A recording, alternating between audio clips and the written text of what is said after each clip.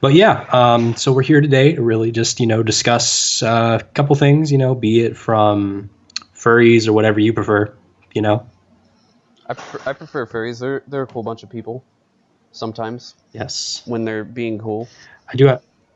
Mhm. So I have a couple questions for you. First thing I would really like to go into is how did you really join the fandom slash community slash sexual act group? No. Fetish. Uh, when I was a kid, I had this like really cringy fascination with like werewolves and stuff, and so I always Mhm. thought those were like cool. And then I got into like drawing them, and I didn't for a while, and I think about age 14, I was like, you know, I thought furries were just people that wore the costumes. And then I started Mhm. seeing art, and I was like, "Hey, I like to do art." And so I was like, "Okay, I guess I'm a furry now." And went and drew my persona on Microsoft Paint with a trackpad, and it was so bad, terrible. Oh, Microsoft. Yeah, my first I, persona I was a was very ugly doing design. I was doing something with another YouTuber where we were looking at bad DeviantArt OCs, Oh and no. all of them were on MS Paint, pretty much like 95% MS Paint. And he was just like, you can't, if you want to be a good artist, don't use MS Paint. Just don't. Like, I use MS Paint on some of my non-furry art. It still looks decent. I don't know why I just prefer to mess around on it, just because it's so shitty in its own way. yes. But anyways, yeah, that's kind of how I joined the fandom around age 14, and then I was one of those kids that went and told everyone right afterwards, like made it some big coming out thing. One of those, It's like being one of gay. those memes. Yeah. And I was like, I get up in the morning and I tell my mom, I'm like, Mom, don't make fun of me, but I'm a furry, and then we have to have a whole big intervention about it because I made it like I was coming out. And I look back at myself now and I'm like, wow, I should have just been like, hey, I got this hobby. I got this hobby where I have sex with people in fursuit. No. Yeah. but uh but yeah, I don't really like myself how so many people make it out to be like it's such a huge important thing that you're a furry. You're like it's so important. Like if you look at my YouTube channel, I make that out like so much, but that's just for people who are interested in that. But Yeah. at the same time I have kind of sympathy for them because I can understand being a furry is such a culturally unaccepted thing that it can really make you think like make you paranoid and stuff, so Yeah. it makes you like be cautious, like you're not going to hate me because I'm a furry, right? I'm not. It's not. I don't have sex with animals or anything, that, right? Man. Yeah. Yeah. That was always the hardest thing to explain to friends. Like, majority of my friends are cool with it now. But that was like the deal at first. The majority of them didn't think it was about sex, except one. One friend did, and it went for like a uh, month. It went on for like a month, and then he asked me, and I was like, "No, I've no sex at all." And he's like, "Yeah, I just don't like that one with the naked wolf chick." I was like, "Yeah, the wow. specific one he didn't like, Yes, the naked wolf chick. the naked wolf chick. I don't like that one." Hmm. Yeah. Next thing I would feel like I'd really like to go into is what do you think of the community as a whole? What do you think of the people in the community? Like, do you like them? Do you hate them? Do you feel annoyed with them? Do you feel sympathy, It's empathy? Do cancer. you feel face palming? Uh, Like, Sometimes the communities like can be great, and there could be some really cool people that you meet and get to talk to. A lot of my uh, really good friends I met through the fandom, and I have this big group chat on Facebook full of them. But it's basically like the people you meet and actually have a connection with, they're cool. But then there's everyone else, it seems like, and everyone else is drama. Which, of course, would you say everyone's drama in the furry fandom. virtually every fandom? I will deny, Yeah. like, everyone's has their different opinions. There's going to be drama at some point or Yeah. another. It's just certain communities I do feel have an overabundance of it. Like, the furry Angel community. I Dragons. hear even the brony community has it way freaking worse from what I hear. Like their drama's way worse. Yeah, I've heard that too. Mhm. But I mean, So that's I'm a like, I'm more very grateful for chaotic furry. fandom in its own. Hmm.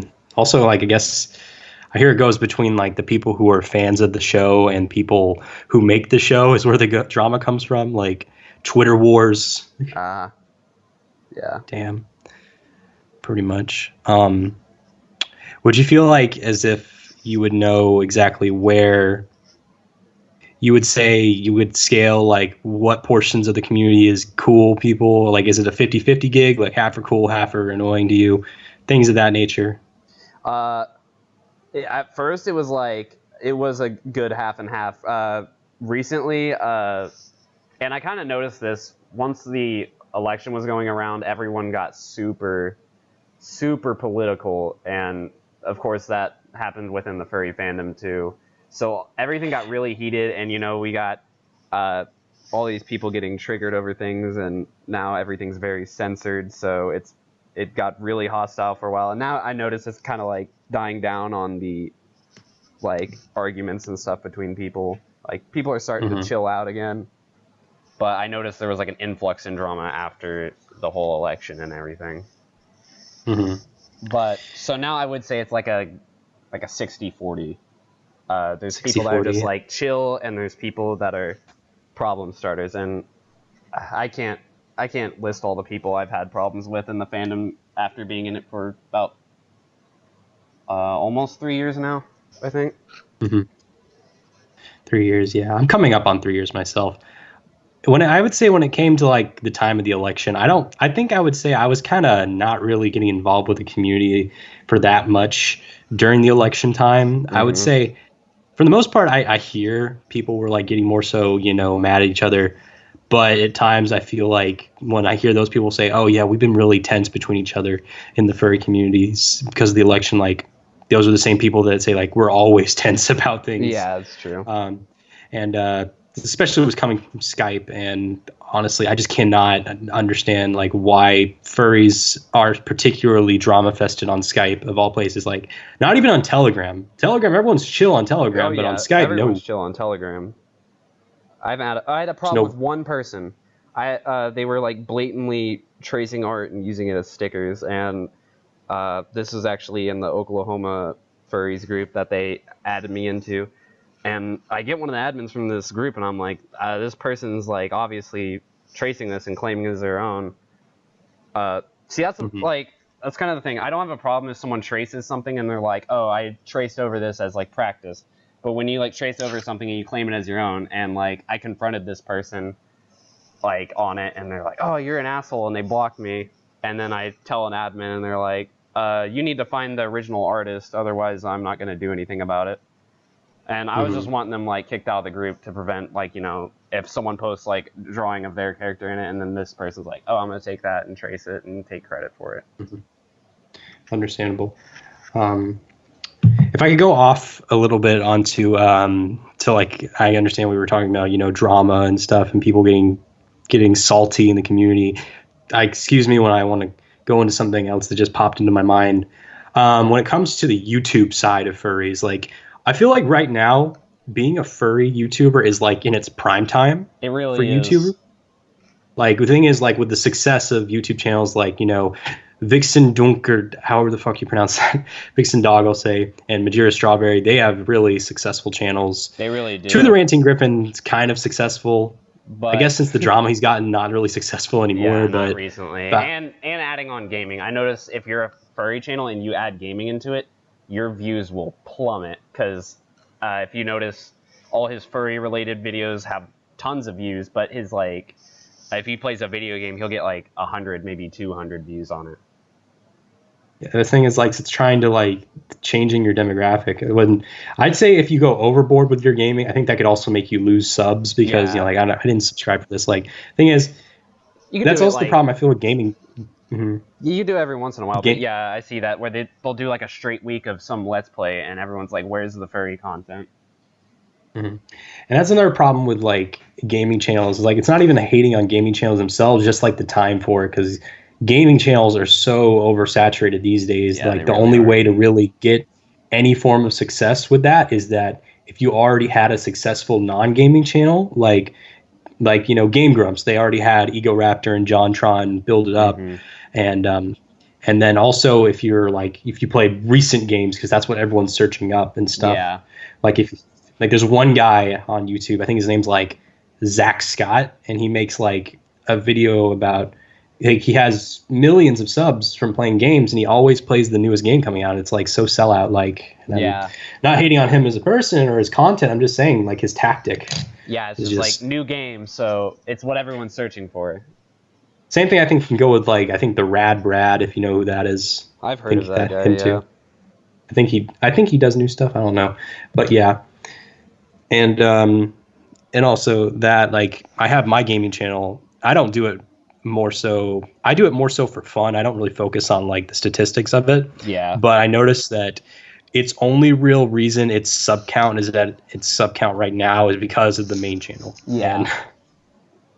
And that's the thing. But I still enjoy doing it. So, but when it comes to the YouTubers or like furry YouTubers, I don't know why, but since like it's currently in its prime time, I think that also has made it to where it's kind of like lowered the quality, in my opinion, of certain furry YouTubers. I sound so pretentious when I say it, like, oh, these people that do the same thing as me don't do it as good. And like, no, I think my content's shit at times, but yeah, everyone does. Like, I just don't know. Like when I see a bunch of these popular fursuit YouTubers, like not like furry YouTubers per se, but more so ones that are more so fursuit centers where they record themselves in fursuit. Yeah, a lot of them do things the same. Yeah, like, you see a lot of they constantly do like taste testing of foreign foods or candies or new products. Yeah, I've been subject to that. I did that just because what if something tastes terrible and I have to spit it out and it's gonna be funny because I'm wearing a fursuit and I'm gonna have to take it off and I'm gonna be like the whole time. Mm-hmm. And I'm not saying it's a bad thing if you want to do that every once in a while. It's like a fun thing, but like I see certain YouTubers, furry YouTubers, do that for most of their videos. Yeah. Like Majiro Strawberry does it sometimes. I don't know how to feel about Majiro. Like I think he's really cool. Like I hear he's a really cool guy. And yeah, he's a cool person, but the channel itself, I don't like it. I don't know. I just don't like the voice he puts on with his character and everything. It just seems it's not like I'm 18 years old. I can't get interested in it. I understand like people are very involved in the fandom, or younger furries really look up to him. A lot of younger furries, they do not shut up about him. He's like the Tobuscus of the furry fandom, in my opinion. I agree. In a way. That's like, a really I think, good thing. Comparison. I think it's not like also I'm saying like when it comes to his channel, I think he's so popular and successful because he's so popular and successful. Like he has like I think 60,000 subs. Like you don't see that. You've never really seen that before with furry YouTube channels. Like I've never really heard of any. Like I think there's only like been 2 furry YouTube channels that have ever like surpassed 100K, and he's getting there. But like I noticed, I've talked to like some people who work for big YouTube channels like through Telegram. Like there's one like Gaming Wildlife. There's this one furry guy. He told me about how like once you get to a certain point, people just subscribe to you just because they want to just because of subscribing, and how there starts to be more of like high sub count, low view count though, because they'll start subbing because they want to see the number grow. Yeah. And it's really weird. And that does suck. It does suck because it makes me feel like as if like, eventually if my subscriber count goes up to the point where it's going to be like people are just, it makes me feel like are people actually watching me? Like, are they actually interested in this? But something I don't really need to worry about now, but I feel like it will be something in the future if it does grow, because I think you can agree that both of us are, peacefully growing YouTube channels at the moment. Yeah, it's not like I'm getting some exponential. It's like, it goes up a little every once in a while. Mm-hmm. Yeah. And but that's still the problem. I just feel like when it comes to the furry YouTubers, they do tend to do that a lot with just repeating of the same content. Mm-hmm. And I don't think there's really that much to talk about. But excuse me. But when it comes to the YouTubers that do stuff similar to me, like I've had some people say that I'm very similar to a YouTuber known as Genesis Wolf, if you know who that is. Is that the Catholic kind of guy? Is he? Yeah, Yeah, I've seen yeah. I him. think yeah. It's just I've looked at a few of his videos, and well, for starters, I don't really. I kind of avoid him because I've heard about certain things he's done, which I won't go into. But like, I see kind of similarities with what we do in our videos. We discuss certain things. Yeah, I He see goes into that. more of the. He goes more into the more controversial stuff, which I personally tend to avoid controversy for the most part on Yeah. YouTube. But he's a little more out there than me. But I noticed that with him, and he has success himself, but not nearly to the success that you would expect, like the more so fursuit centered furry channels. Mm-hmm. Like I feel like the furry channels that focus on animation or fursuits tend to be way more successful than ones where they just talk about it or they do something else. Well, yeah. Because to be, Yeah, mhm. go ahead. Well, it's just as I was going to say, because the furry fandom for the most part is its main big aspects are animation, because a lot of people in the furry fandom like to draw, and everyone wants a fursuit. Yeah. So Almost everyone. I meet people that don't want fursuits, and I always find that pretty cool. That you can be in mhm. this fandom where everyone's so they look to get a piece of fabric that they wear over their face Mhm. that costs a lot, maybe a little bit too much But they sometimes. But I was and gonna they also say, only wear it like 5 times a year. yeah, I was gonna say, I'll be completely honest. I think I was around 75 subs when I got my first suit, and I hit like 100 within after a week or so of uploading my unboxing video of it. The unboxing video got like 400 views, which I thought was insane at the time. And I was like, holy crap, I'm getting all these views and these subscribers just instantly from just unboxing my fursuit. Mhm. And fursuit Yeah, it unboxing videos does. get a lot of Mhm. views. They do. Yeah, I've seen a few just from when I go back to check that video to check comments and stuff, or see how many views it has Hmm. now. I'll see all the suggested ones, and every single fursuit unboxing has like anywhere from a range from like 1,000 to 10,000 views. Hmm. Yeah, and yeah, I think mine has like 1,200, I think. But yeah, um, yeah, it does show, because like it does, help you real see again that, like, oh yeah, everyone in the community wants a fursuit pretty much, Yeah. and everyone in the community loves to draw or wants artwork. So Mm-hmm. pretty much, and that pretty much goes to that point. The next thing I would feel like I would like to go into is how do you feel about the furry fandom, where it's heading? Like, would you feel it's going in the right direction or the wrong direction, or you think it's just immortal and that it's never going to eventually lead up to where it just crashes and everything gets destroyed eventually? I don't think there is really any wrong or right direction that the fandom could go unless it became like some angry shithole and everyone is like fucking each other or something. Uh, Hmm. Even though a good portion of that has been that for a while, but I think it's going in Yeah. a good direction just because it's getting more kind of popular. Some people are starting to see it as kind of like a trend type thing. A lot more Hmm. people are cool with it. I hear where Anthrocon is out in where is it? I haven't even Pittsburgh. Pittsburgh. Yeah, I I think hear so. I think everyone so. around Pittsburgh like usually likes to see the furries around the convention and stuff. Uh, and they have like their own Hmm. Anthrocon day or something like that. But Really. yeah, um, yeah. So I think it's Yeah. progressing. And yeah, I feel like it's going to be like a really weird time for the community, though, because of the fact that, like, since it's becoming more of a trendy thing, there's going to be the people that aren't really passionate for it. They're just doing it to be like, oh yeah, I'm doing this thing that's currently trending, like Yeah. fidget spinners, for instance, is like fidget spinners. They're starting. I don't know if the fidget spinners have died out just yet or not, They but need to. I don't know. I actually Cool had a toy though. I friend. don't know. Yeah, They're a they're cool toy. like fun to mess with. I especially would have had one if I was in school and I could never sit still. I would always be drumming on my desk with my fingers or making noises with my mouth. If I had that, it's quiet and I'm not bothering anyone. I used to get so many people. I'd be, just drumming on the desk, and someone would turn around and be like, "Could you stop?" Not even like nicely. They're like pissed. But yeah, let's not make this video about fidget spinners. I actually plan to make one about that soon.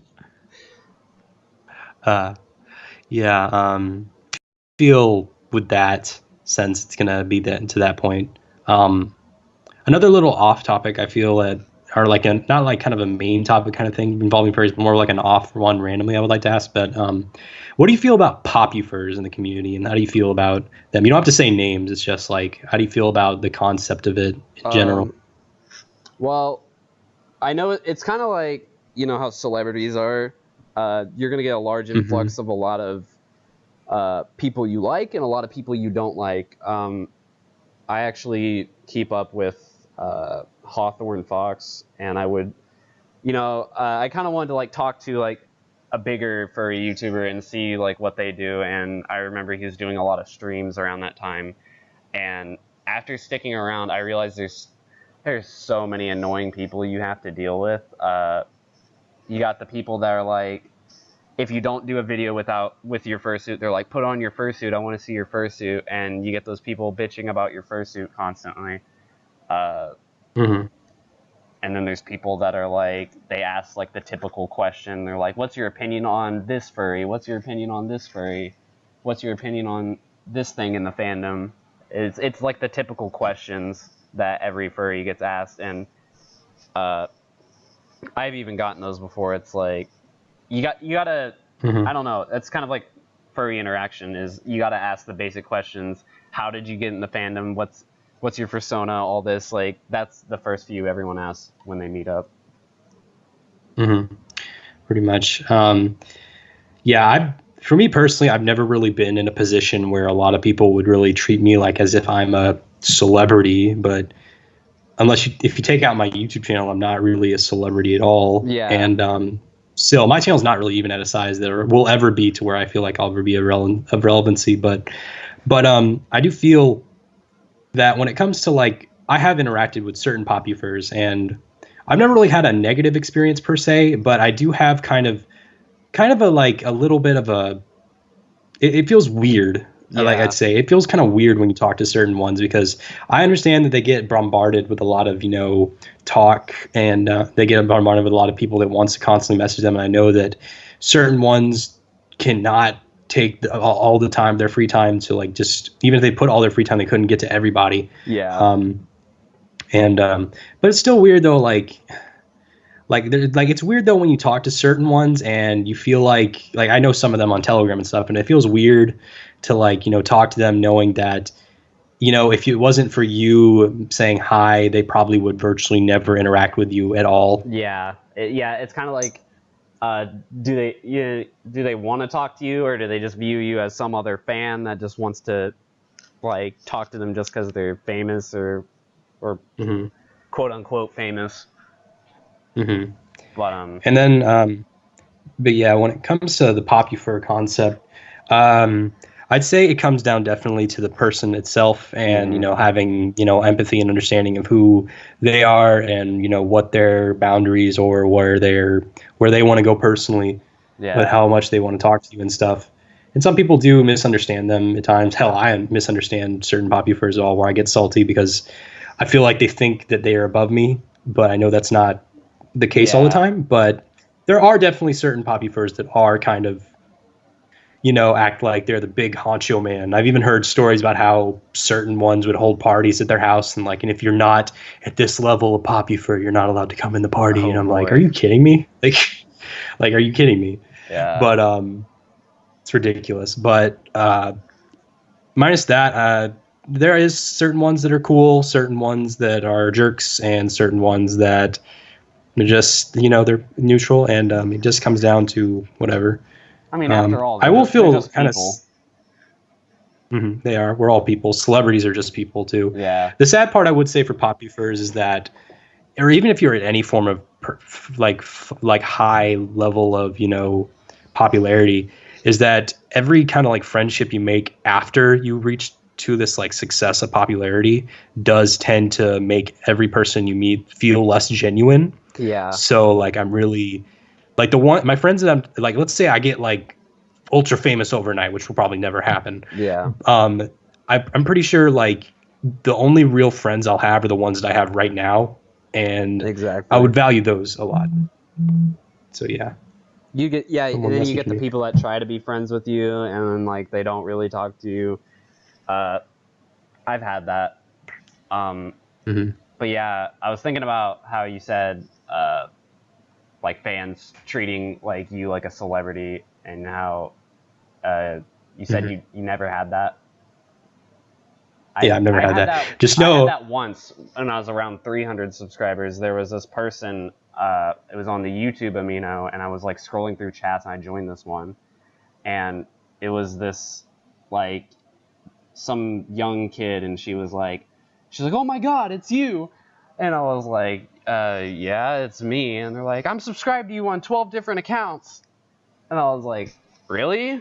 They're like, "Yeah." And that was my first like ever interaction with a fan. You have 12 YouTube channels. Well, no, not 12 YouTube channels. They have 12 channels and they subscribe to me. Some people like think when I say that I had 12 channels and they subscribed to every single one. But no, they had 12 separate accounts. And I'm Yeah, assuming they were a that's what I younger meant. How person did that with person have? probably Yeah, forgetting passwords. That's the maybe only so. logical Yeah, reason I could think of. or like certain YouTube, like certain really younger people who on YouTube get into drama and like I gotta start a new account, I gotta Yeah. restart everything. But yeah. Uh, but when it comes down to it, I feel like I do feel like when it comes to that popularity sense, like I want people to know who are watching this.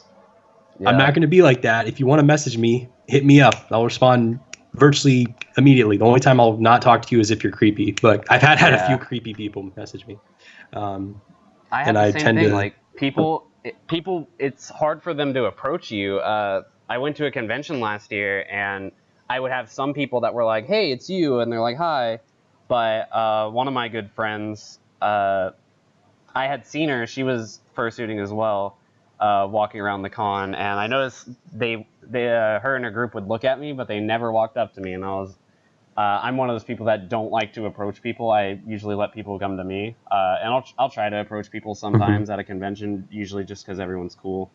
But yeah, a lot of people thought I just wouldn't talk to them or something, that I was like Mhm. stuck up. But then I made the effort the last day at the convention to go up to her and talk to her, and we're like good friends now, and plan Oh, on meeting cool. up again next year. Nice. What convention was that? Tokyo and Tulsa. It's a anime convention, but it's basically an everything convention. You go there, and there's people cosplaying everything under the sun. There's furries, there's bronies, there's it's basically an everything Weeaboos. convention. Yeah, it's an Yeah. everything convention Weeaboos. except for like the booths and the art and all that. It's all anime stuff, Nice. which is a hit and Yeah, miss if pretty you want to much. get furry art from them. Yeah. Um, do you have anything you would like to ask me about, pretty much, or any topics you would like to bring up? Uh, did you ever have a fan that just made you really uncomfortable and you never talked to again?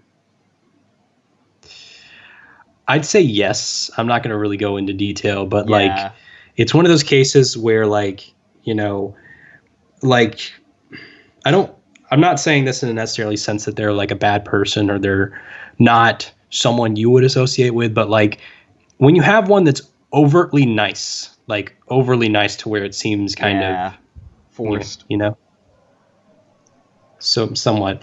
And then there's also the case where like you get people messaging you like, "Hey, do a video with me, do a video with me," and I'm like, person has like 2 subs, and then you're like, and also the thing is like, I don't really necessarily would make a collab with just anyone when it comes to interviewing people or like talking with them or discussing furry stuff. I do it more Yeah, so if I feel I don't want to have 5 of the same people, make a collaboration with because they pretty much would all have the same opinions and such. Like for one, I would like a person who has insane experiences with it at conventions, like hysterical hyena that one guy did with, and I got an artist I'm actually going to be doing a collaboration with soon. This professional artist does animations. Um, and then I got you. Like you're another pretty successful furry YouTuber. So Somewhat. I'm almost at 500. That's something, I guess.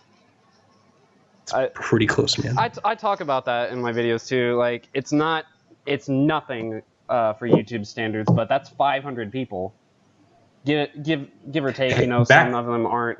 The accounts are dead, but that's still 500 take people your account and time travel back to like 2008. You would be like the top. You would be at the top. So yeah. And hey, anyway, you know, all these millions of subscribers, YouTubers, they've been at that point themselves. So that is true. Can't forget that. It is. Let's see what else. Plus, like, I think like even if you're at 500, that still makes you in like the top 1% of YouTube channels. It does. That is true. There's like a couple hundred million. Yeah. There's a ton. I think like once you get 100. I hear that like if you get to 100, you're like instantly in the top 1% of channels. So dang. I mean, it's something. It's pretty cool. Yeah. We're number one, baby. But anything else left you want to bring up? You have a fursuit, right? I do.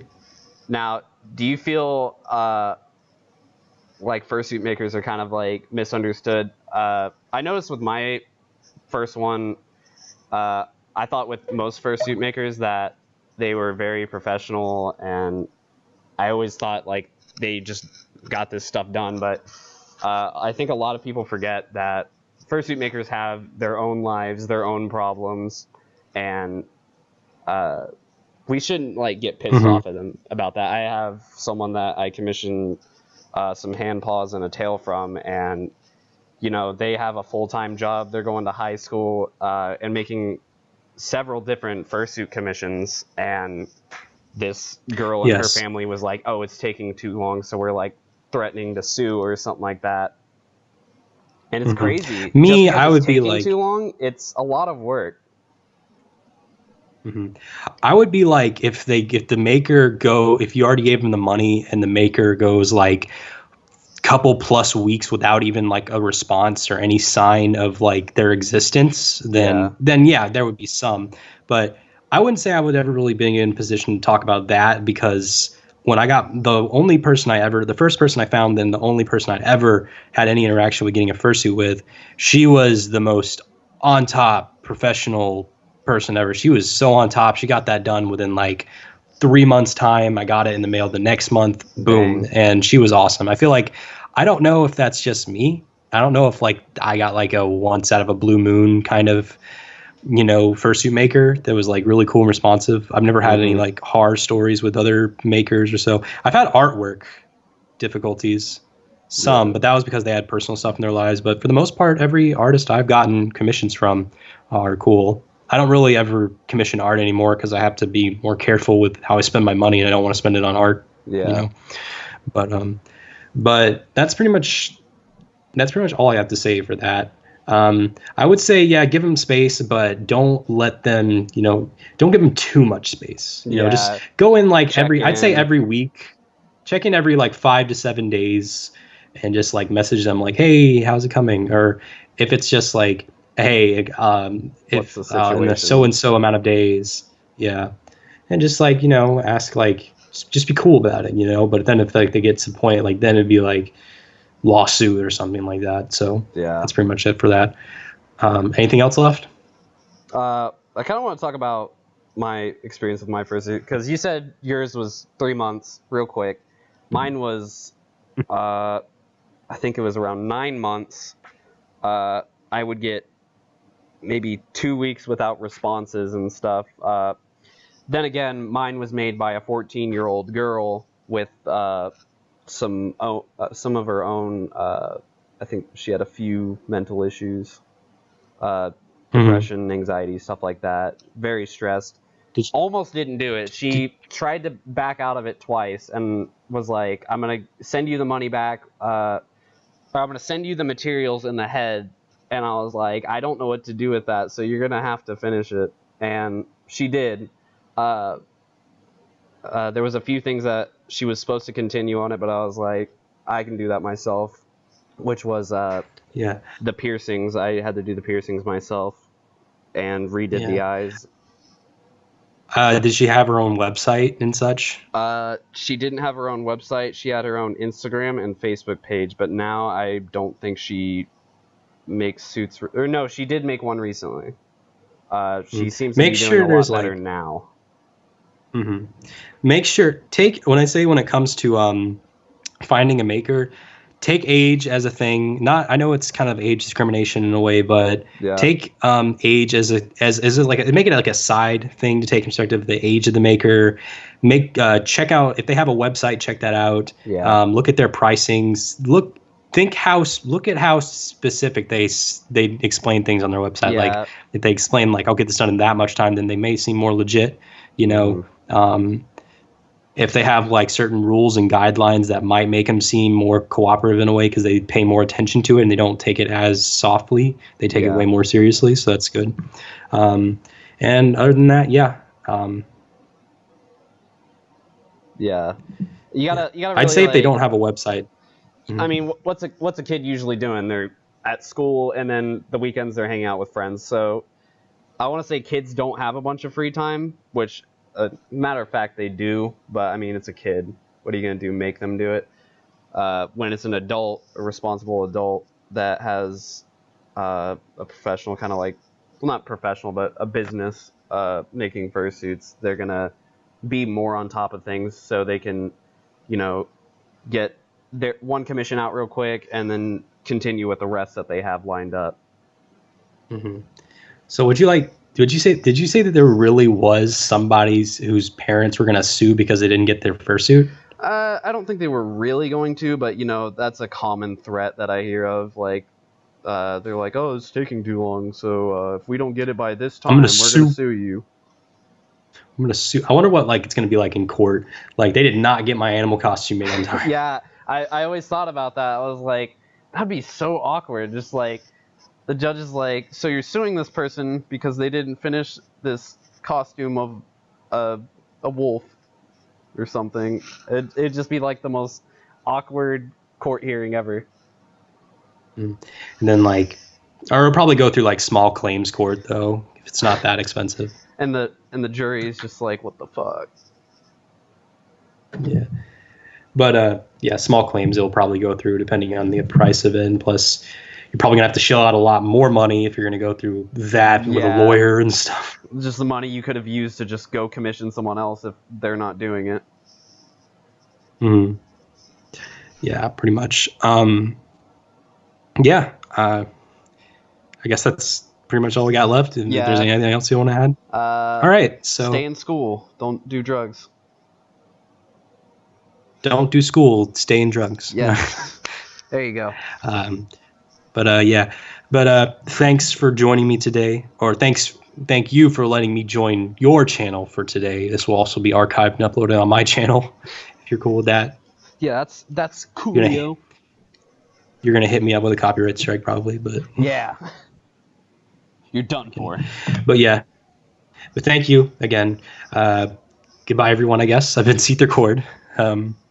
Bye, everyone. This has been Spazz Zerda.